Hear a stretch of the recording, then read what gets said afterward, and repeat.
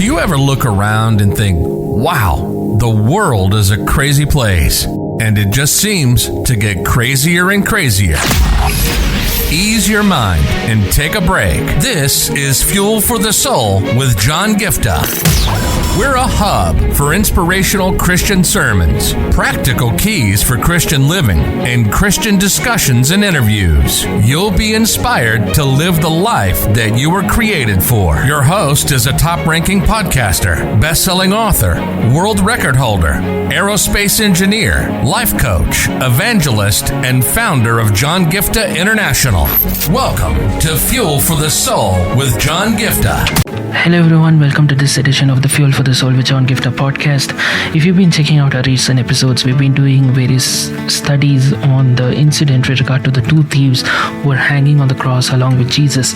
And I just want to share with you guys that one of the things that really caught my attention, because as I've been telling you in one of those episodes the last couple of days, I said that I've been studying a lot about this because I'm going to be speaking from this passage in two different churches this Good Friday. I really challenge or encourage you to keep me in your prayers. I pray that these messages will be a blessing when I'm sharing with those who are listening as well. So first things first, I want to talk about the fact that we see that one of the criminals hanging beside Jesus scoffed, right? Like he ridicules and mocks Jesus and says, "So you're the Messiah, right? Prove yourself by saving yourself and save us as well while you're at it." I've also shared with you the past couple of episodes ago that both the thieves started off mocking, ridiculing Jesus, but one of them had a turn of heart. One of them repents. And if you look at this, when this man made this comment, Jesus did not even respond to this man.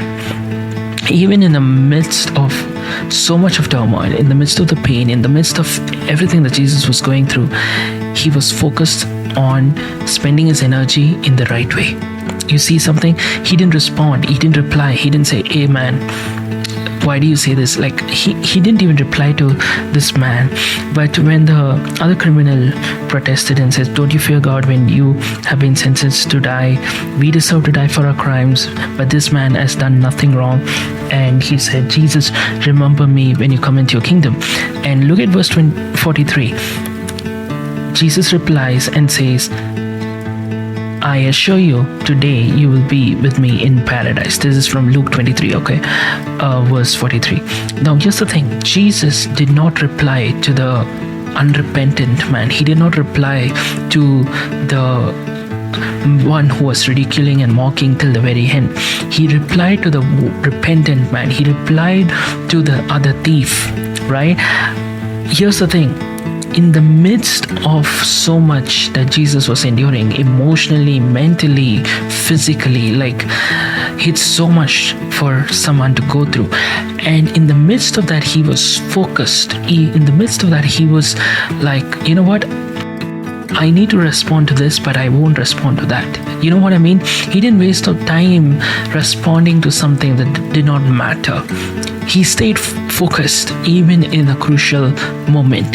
He stayed focused when all of his energy and his vitality, his mind and his emotions, everything is in a very bad shape. In the midst of that, he was able to stay focused. He did not waste time explaining himself or trying to prove himself to the unrepentant man. At the same time, he was not silent when the repentant man responded to Jesus, saying, "Jesus, remember me when you come into your kingdom." Jesus could have just, looked at him and nodded. He could have nodded yes. He could have just, kept his mouth shut. He could have been like, "Yeah, anyway, you repented, right? You will get saved." He could have kept his mouth shut because he is in excruciating pain. Every word he spoke, it was so much of effort. He could have kept his mouth shut, but he was intentionally responding to this man in the midst of the pain, in the midst of everything. He guarded his energy well in the midst of that moment. Think about it. Today, my challenge is, we never know when you're going to hit a cross-like moment. You never know when you're going to go through tough times. But I pray that you will pray and ask God to give you the grace to be focused, so that in the midst of that, you will be able to discern what message to give, or in other words, where to spend your energy, how to spend your energy, where not to spend your energy, whom to respond to, which opportunity you need to say yes to, and which one you need to say no to. I pray that God will give you the grace. And one of the keys on how Jesus was able to handle this so beautifully was, even before all of the drama began, even before everything started, when Jesus was at the Garden of Gethsemane, this is the Maundy Thursday, right? It's so appropriate because he was in the Garden of Gethsemane, and there he says, not my will, but let your will be done. Father, if it's your will, remove this cup from me. But he says, but not my will, but your will be done.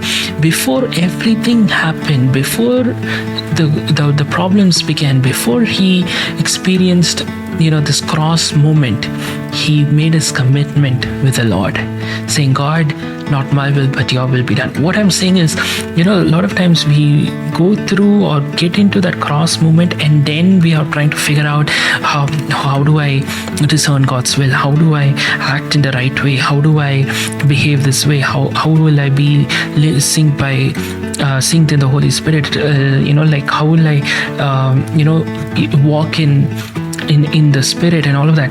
You see, that should not happen when you're in that cross moment. It should not happen when you're in your crisis. You should do all of that before things actually get out of hand. That's what Jesus shows to us. Before all of the drama began, he committed himself into the Lord's hands and said, not my will, but let your will be done. Can that be our prayer, that today you commit to saying, God, not my will, but your will be done? So that when you actually face a cross moment, when you face things which are excruciating and deep storms and turmoils of life, there you will see that you will have the wisdom, the grace, the favor, the empowerment from God to make sure that you spend your energy wisely on the right things, and also spend it on things that need to be spent as well. All right, so I really challenge that you make that your commitment, and God will lead you and guide you every step along the way. All right, God bless you guys. You've been listening to Fuel for the Soul with John Giftah. We hope you were blessed and inspired to live the life that God has for you. Make sure to subscribe to the John Giftah YouTube channel for regular uploads of sermons, skits, interviews, and more. Follow John Giftah on Instagram for regular inspirational posts. And don't forget to check out the best-selling books written by John Giftah, Who Am I?, which will help you understand your identity, and the latest #1 bestseller, Unveil Your Purpose, helping you discover your purpose and to start walking in it. Make sure to leave a rating and review, and be sure to share it with your friends and loved ones. If you'd like to donate, you can find the PayPal link in the description. And if you'd like to invite John Giftah to speak at your event or to get more details, go to the website at www.johngiftah.com. See you on the next episode of The Fuel for the Soul with John Giftah. God bless you.